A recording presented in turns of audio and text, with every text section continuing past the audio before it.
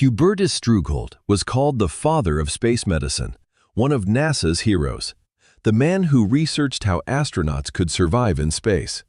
He had a secret. During the war, Strughold was director of the Luftwaffe's Aviation Medicine Institute. His colleagues were conducting experiments at Dachau concentration camp. Prisoners were thrown into freezing water to see how long they could survive.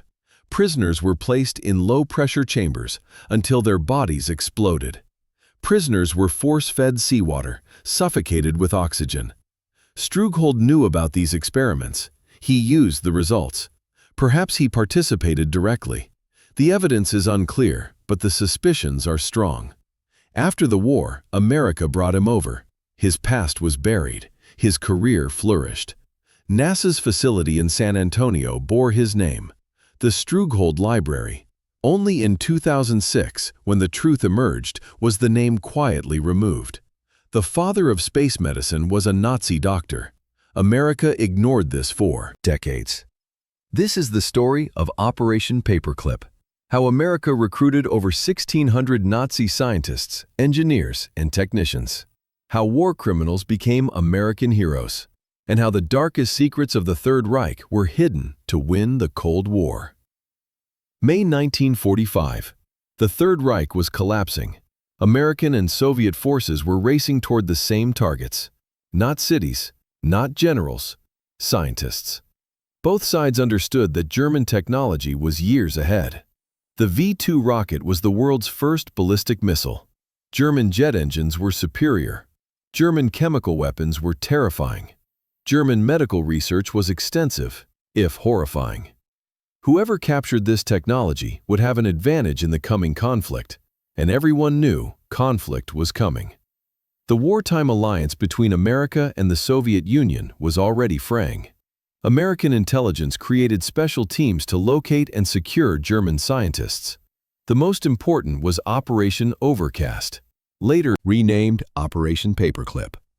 The mission was simple: find the best German minds and bring them to America before the Soviets could get them. The teams had lists of names: Werner von Braun, the rocket genius; Kurt Debus, the launch specialist; Arthur Rudolph, the production engineer; and dozens of medical researchers who had studied the limits of human survival. The race was on, and America was willing to do whatever it took to win. The medical experiments began in 1942. Heinrich Himmler, head of the SS, wanted data on how German pilots and sailors could survive extreme conditions. How long could a man survive in freezing water after his ship sank? How high could a pilot fly before the lack of oxygen killed him? What happened to the human body under extreme pressure? There was one way to find out: experiment on prisoners. Dachau concentration camp became a laboratory of horror. Dr. Sigmund Roscher conducted the freezing experiments. Prisoners, mostly Soviet POWs and Jews, were forced into tanks of ice water.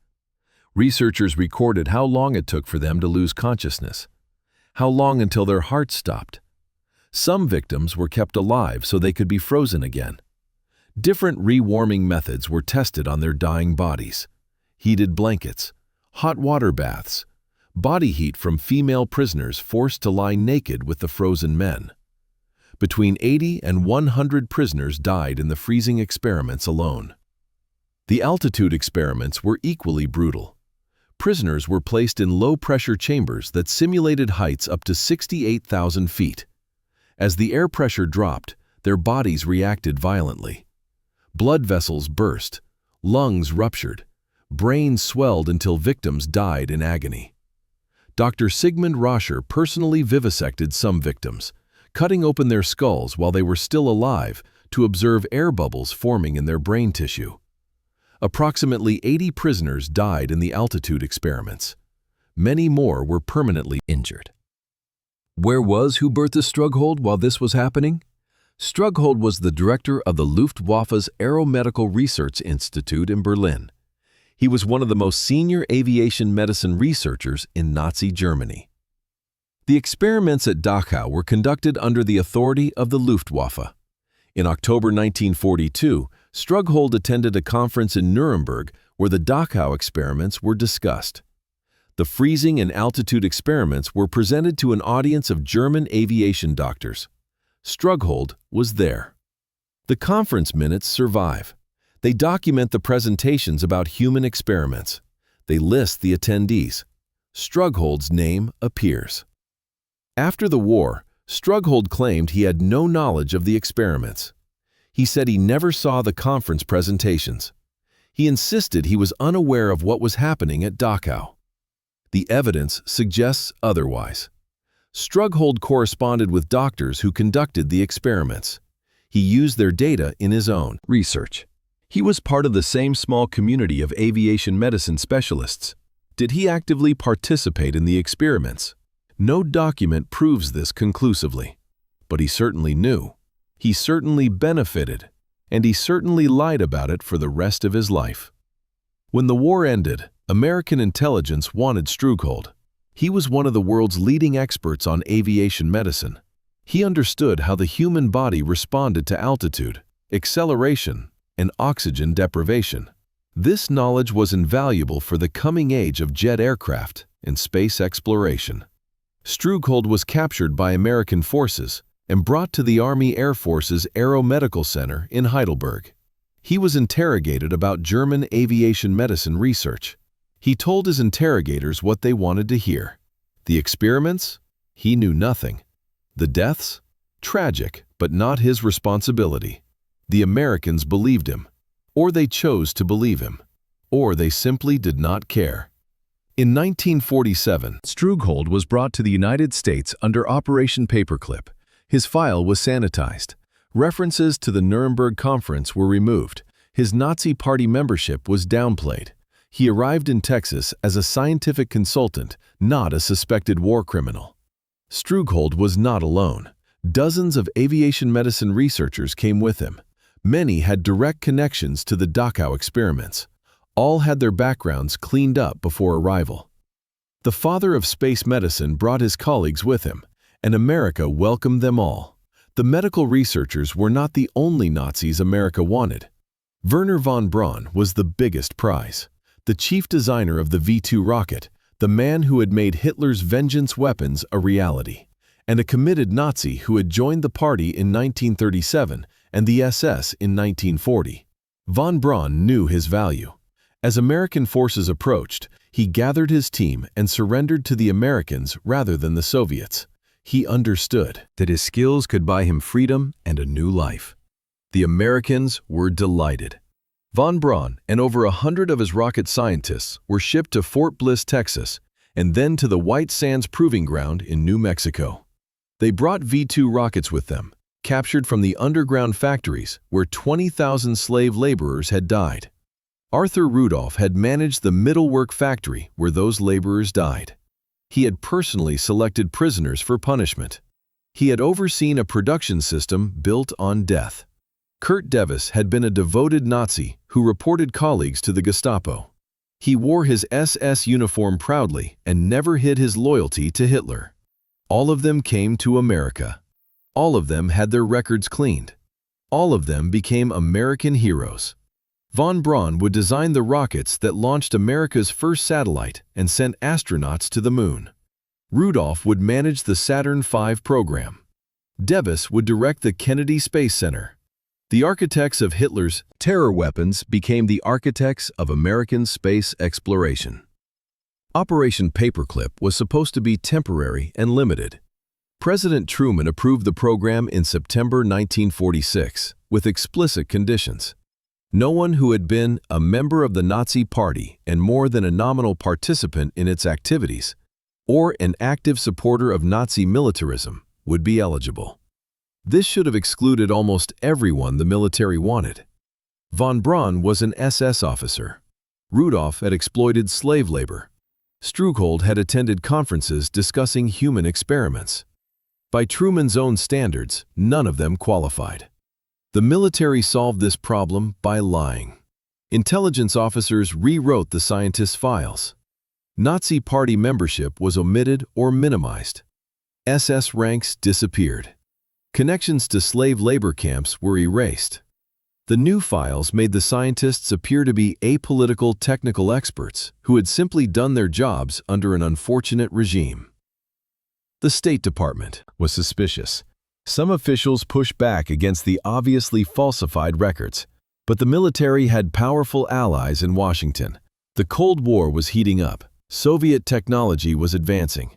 America needed these scientists, regardless of their past. The cover-up succeeded. Over 1,600 German scientists and technicians entered the United States under Operation Paperclip. Many became naturalized citizens. Many held senior positions in military and civilian research programs. Many took their secrets to the grave. Strughold thrived in America. He was assigned to the School of Aviation Medicine at Randolph Air Force Base in Texas. He built the Department of Space Medicine, the first such department in the world. He trained a generation of American researchers in the field he had helped create. When NASA was established in 1958, Strughold became a senior advisor. He helped design the life support systems that would keep astronauts alive in space. He contributed to the selection criteria for astronauts. He shaped the medical protocols for the Mercury, Gemini, and Apollo programs. In 1962, Strughold received the Americanism Award from the Daughters of the American Revolution. In 1977, the International Academy of Astronautics gave him its highest honor. The aerospace medicine community celebrated him as a pioneer. No one mentioned Dachau. No one asked about the freezing experiments. No one questioned how he had obtained his expertise in human survival under extreme conditions. The Strughold Aeromedical Library at Brooks Air Force Base honored his name for decades. His portrait hung in NASA facilities. He died in 1986, aged 88, still celebrated as a hero. Only later would the questions begin. The secrets could not stay buried forever. In 1984, journalist Linda Hunt began investigating Operation Paperclip. She filed Freedom of Information Act requests. She dug through archives. She interviewed witnesses. What she found was explosive. Hunt documented case after case of Nazi war criminals who had been whitewashed and brought to America. She found the original files before they were sanitized. She compared them to the cleaned-up versions. The deception was systematic and deliberate. Her 1991 book, Secret Agenda, exposed the full scope of Operation Paperclip.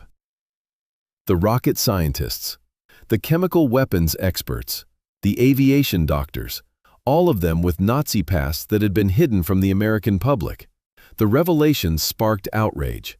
Jewish groups demanded investigations. Congress held hearings.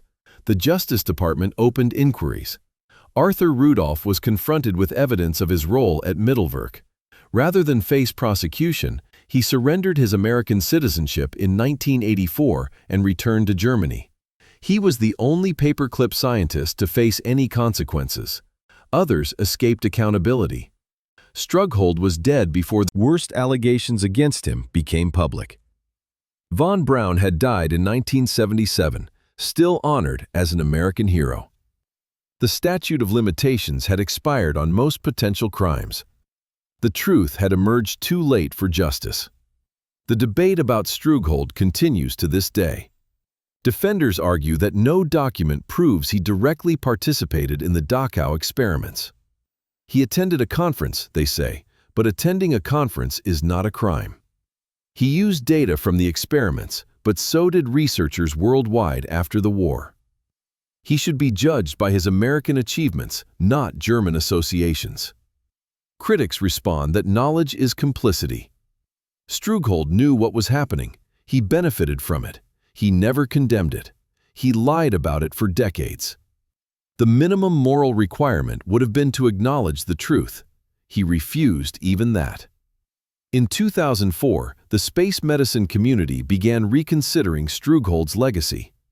Some advocated removing his name from awards and facilities. Others resisted, arguing that his scientific contributions should be separated from his moral failures.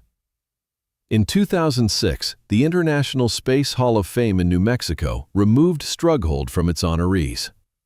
In 2013, the Aerospace Medical Association renamed the Hubertus Strughold Award.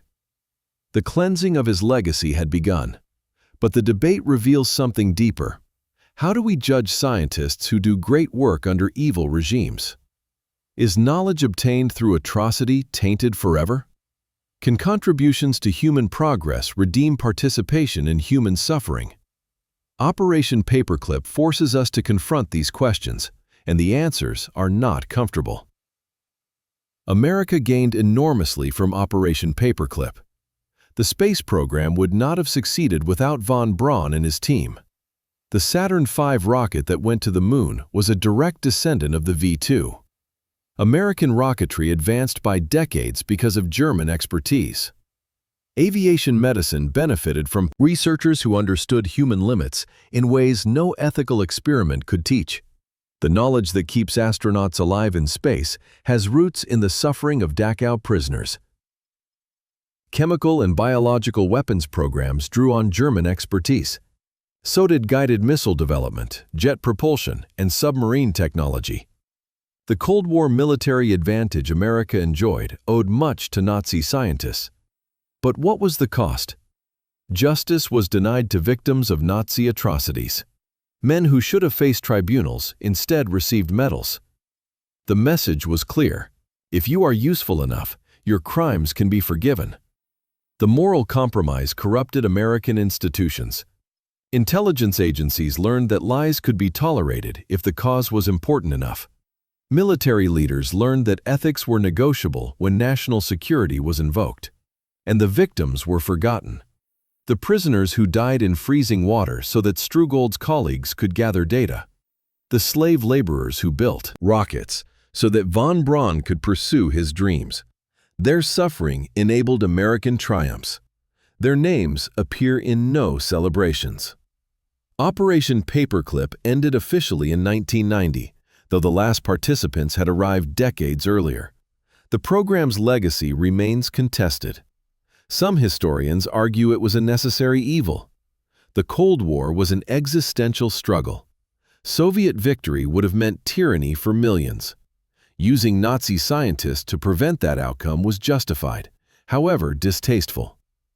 Others argue that necessity cannot justify everything. America claimed to represent justice and human rights. Hiring war criminals betrayed those values. The victory in the Cold War was tainted by the means used to achieve it. The Paperclip scientists are mostly dead now. Von Braun died in 1977, Strughold in 1986, Rudolph in 1996. Their generation has passed. But the questions they raise endure. In every conflict, nations face choices between pragmatism and principle. The easy path is to do whatever works. The harder path is to ask what we become when we abandon our values for advantage. Operation Paperclip gave America the moon. It also gave America a secret shame that took decades to acknowledge and can never be fully redeemed. The Nazi doctors came to America. They built careers, won awards, trained students. They helped create the space program that inspired the world. And somewhere beneath the celebrations, beneath the achievements, beneath the scientific progress, are the ghosts of Dachau, the prisoners in the ice water, the prisoners in the pressure chambers, the prisoners whose suffering made the science possible. They have no monuments, they have no awards named after them. They have only this story, finally told. The story of how America hired Nazi doctors and learned to look the other way. That is the legacy of Operation Paperclip.